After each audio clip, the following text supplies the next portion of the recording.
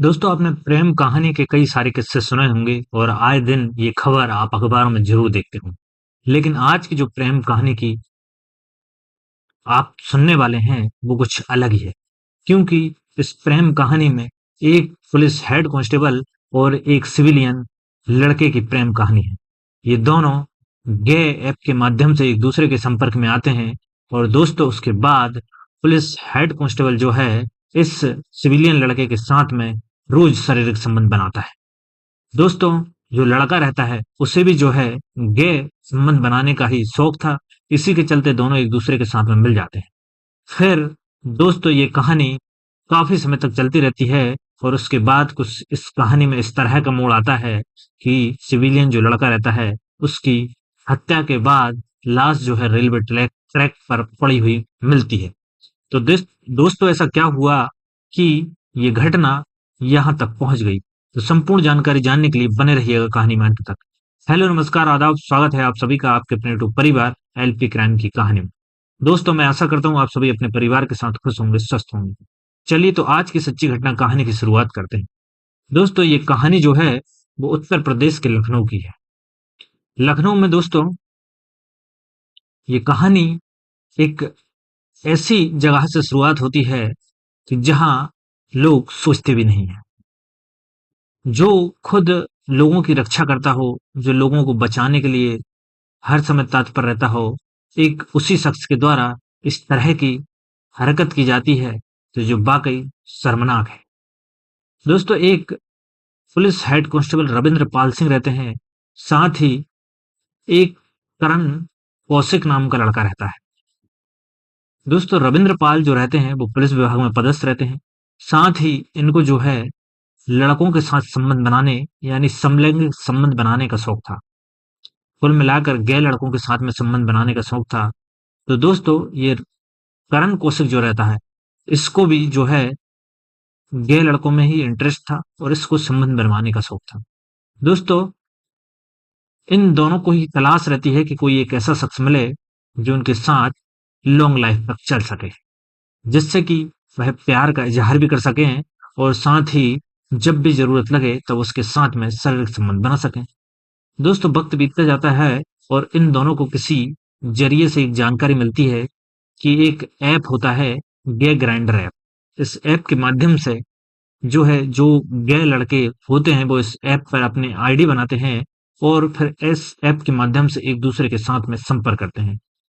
इस ऐप पर ये अपनी फोटो अपलोड कर देते हैं, जहां से लोग जो है संपूर्ण बायोडाटा देख लेते हैं और जिस लड़के को जो भी लड़का पसंद आता है वह उससे बात करना शुरू कर देता है। दोस्तों पहले एक दूसरे के बारे में जानकारी लेते हैं और उसके बाद जब एक दूसरे पर ट्रस्ट हो जाता है तो फिर ये लोग मिलना जुलना चालू कर देते हैं। दोस्तों कुछ ऐसा ही इस कहानी में होता है कि Ravindra Pal Singh police head constable के पद पर तैनात थे। इन्हें भी यही शौक था। तो दोस्तों इसी ऐप के माध्यम से ये जो है वह करण कौशिक से मिलते हैं। दोनों एक दूसरे से बात करते हैं और दोनों की जब बात काफी अच्छी होने लगती है तो उसके बाद जो है एक दूसरे का नंबर ले लेते हैं। नंबर लेने के बाद दोस्तों करण कौशिक और रविंद्र पाल सिंह रहते हैं, ये दोनों एक दूसरे से एक दिन मिलने की प्लानिंग करते हैं। तो दोस्तों ये लखनऊ में ही एक होटल में मिलते हैं। पहली बार ये दोनों अगस्त 2023 में मिले थे। दोनों होटल में जाते हैं।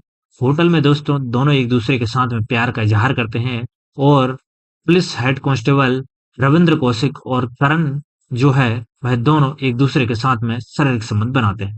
दोस्तों ये पहली मुलाकात थी और पहली मुलाकात में दोनों एक दूसरे के साथ में बहुत ज्यादा घुल मिल जाते हैं और दोनों एक दूसरे के साथ जो है जीवन भर रहने की कस्में खाने लगते हैं। दोस्तों उसके बाद जब पहली मुलाकात हो जाती है तो ये दोनों अब आए दिन जब भी मौका मिलता था एक दूसरे के साथ में मिलना शुरू कर दिए थे। दोस्तों फिर जो है ये करण कौशिक जो रहता है वह अब उसका जब भी मन करता था तब रविंद्र पाल सिंह के पास में आ जाया करता था। दोनों कुछ दिनों तक साथ रहते थे और जब दोनों एक दूसरे के साथ शारीरिक रूप से सुख मिल जाता था तो जो है करण कौशिक अपने घर चला जाया करता था। दोस्तों वक्त बीतता जाता है और दोनों की दोस्ती लगभग 5 से 6 महीने में बहुत ज्यादा गहरी हो चुकी थी। इस गहरी दोस्ती में दोनों के बीच में काफी सारी चीजों का बदलाव हुआ करता था। एक दूसरे को किसी भी प्रकार की कोई जरूरत लगती थी तो ये दोनों एक दूसरे से शेयर किया करते थे। साथ ही दोस्तों, जो करण कौशिक रहता है वह भी पैसे वाला रहता है, तो दोनों के बीच में पैसों का लेन-देन भी अक्सर हुआ करता था। दोस्तों, वक्त बीतता जाता है और फिर बात आती है 20 जनवरी सन 2024 की। दोनों के बीच पैसों का लेन-देन हुआ करता था। इसी पैसे के लेन-देन को लेकर दोनों एक बार एक दूसरे के साथ में मिलते हैं। पहले तो दोनों एक दूसरे के साथ संबंध बनाते हैं, उसके बाद बातचीत शुरू करते हैं। बातचीत में दोनों की बहस होती है पैसों को लेकर कि किसने जो है किस पर कितना पैसा खर्च किया है। साथ ही करण कौशिक कहता है कि रविंद्र पाल सिंह को जो है उसने पैसे दे के रखे थे, वह उसके पैसे नहीं लौटा रहे। इसी बात को लेकर दोस्तों दोनों के बीच में बहस होने लगती है। बहस का सिलसिला जारी रहता है और साथ ही जो है ये दोनों एक दूसरे के साथ में दारू भी पी रहे होते हैं। दोस्तों, दारू जो है लगातार पी रहे होते हैं और रविंद्र पाल सिंह जो रहता है वह कम दारू पीता है और करण कौशिक को जो है अधिक दारू पिला देता है। दोस्तों, दारू के मदहोश होने के बाद जो है करण कौशिक और तमाम तरीके की पुरानी बातें उखाड़ना शुरू कर देता है। दोस्तों, उसके बाद रविंद्र पाल सिंह जो है वह सोचते हैं कि क्यों ना करण कौशिक को हमेशा के लिए जो है इस दुनिया से विदा कर दिया जाए। तो उसके बाद करण कौशिक जो है एक नींद की गोली लेते हैं और नींद की गोली उस शराब में मिला देते हैं। उसके बाद करण कौशिक को वही शराब पिला देते हैं। दोस्तों, जैसे ही करण कौशिक ये दारू का पैक लेता है, कुछ समय के बाद में उसको नींद आना शुरू हो जाती है। दोस्तों, उसके बाद police head constable Ravindra Pal Singh के द्वारा करण कौशिक के ऊपर तबाड़तोड़ तरीके से हमला करना शुरू कर दिया जाता है और उसके बाद जब करण कौशिक की मौत हो जाती है, तो सर्दियों का समय होता है दोस्तों, जनवरी में, तो वह कोहरे और रात्रि का सहारा लेकर करण कौशिक की लाश को रेलवे ट्रैक पर फेंक देते हैं, जिससे कि जब भी कोई देखेगा तो पता चलेगा कि जो है ये ट्रेन से दुर्घटना होकर इसकी मौत हुई है। दोस्तों, 21 जनवरी सन 2024 को पुलिस को सूचना मिलती है कि रेलवे ट्रैक पर एक शख्स की लाश पड़ी हुई मिली है। उसके बाद पुलिस पहुंचती है, लाश को जो है हॉस्पिटल लेकर जाती है और स्व का पोस्टमार्टम करवाया जाता है। उसके बाद स्व जो है परिजनों को सौंप दिया जाता है। परिवार वालों से पूछताछ की जाती है तो परिवार वाले बताते हैं कि 3 लड़के और एक महिला मित्र का नाम जो है शक संदेह के रूप में पुलिस को बताते हैं। इन चारों से पुलिस के द्वारा पूछताछ की जाती है तो किसी भी तरह की कोई जानकारी नहीं मिलती है। दोस्तों, अब ये समझ नहीं आता है कि जिन पर शक जाहिर किया वह इस घटना में संलिप्त नहीं है, तो फिर ऐसा कौन है जिसने इस प्रकार की घटना को अंजाम दिया। तो दोस्तों, उसके बाद जो है करण कौशिक की कॉल डिटेल निकाली जाती है। उसमें तमाम नंबर जिनसे करण कौशिक की बात हुआ करती थी उन पर नजर बनाए रखी जाती है। साथ ही दोस्तों, इसी बीच जो है ये कार्रवाई चली रही होती है कि बिसरा रिपोर्ट आ जाती है और उसमें पता चलता है कि किसी ने इनको जो है कुछ दवाई देकर बेहोश किया और उसके बाद में मौत के घाट उतारा गया है।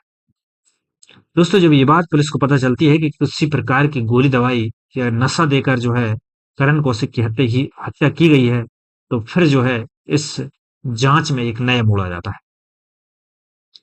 उसके बाद पुलिस के द्वारा तमाम सीसीटीवी फुटेज और मृतक के मोबाइल की लोकेशन जो है वह ट्रेस की जाती है। तो पता चलता है कि जिस रात जो है करण कौशिक की हत्या हुई, उसके मोबाइल की लोकेशन और रविंद्र पाल सिंह के मोबाइल की लोकेशन दोनों की एक जगह मैच करती है। दोस्तों, इसी के आधार पर उस नंबर को जो है पुलिस के द्वारा खंगाला जाता है तो पता चलता है कि रविंद्र पाल सिंह जो कि पुलिस लाइन में तैनात है, ये इनका नंबर है। उसके बाद रविंद्र पाल सिंह को थाने कैंट पूछताछ के लिए बुलाया जाता है, लेकिन पूछताछ के लिए रविंद्र पाल सिंह नहीं आते। कई बार बुलाने के बावजूद भी जब नहीं आता है तो पुलिस के द्वारा नोटिस जारी किया जाता है। तब जो है रविंद्र पाल थाने पहुंचता है और थाने पर जो भी सवाल पूछे जाते हैं वह गुमराह करने की कोशिश करता है। दोस्तों, पुलिस के द्वारा ये अब पूरी तरह से शक हो गया था कि हो सकता है कि रविंद्रपाल सिंह ने ही करण कौशिक की हत्या की है। उसके बाद रविंद्रपाल सिंह का मोबाइल चेक किया जाता है तो उसमें से जो है सारी चैट जो है डिलीट हुई पड़ी थी, साथ ही करण कौशिक का नंबर भी इनके मोबाइल में मिल जाता है। दोस्तों उसके बाद पुलिस का जो है शक पूरी तरह से सही हो जाता है। रविंद्रपाल सिंह से जब सख्ती से पूछताछ की जाती है, तो वह अपना जुर्म कबूल कर लेता है। पाल सिंह को गिरफ्तार कर जेल भेज दिया जाता है। दोस्तों संपूर्ण कहानी रविंद्रपाल सिंह जो है अपने पकड़े जाने पर बताते हैं कि किस तरीके से इन दोनों की मुलाकात हुई थी। तो कुल मिलाकर दोस्तों ये ग्राइंडर ऐप के माध्यम से एक दूसरे के साथ में मिलते हैं और उसके बाद दोनों के बीच में जो है लगातार शारीरिक संबंध बनते हैं।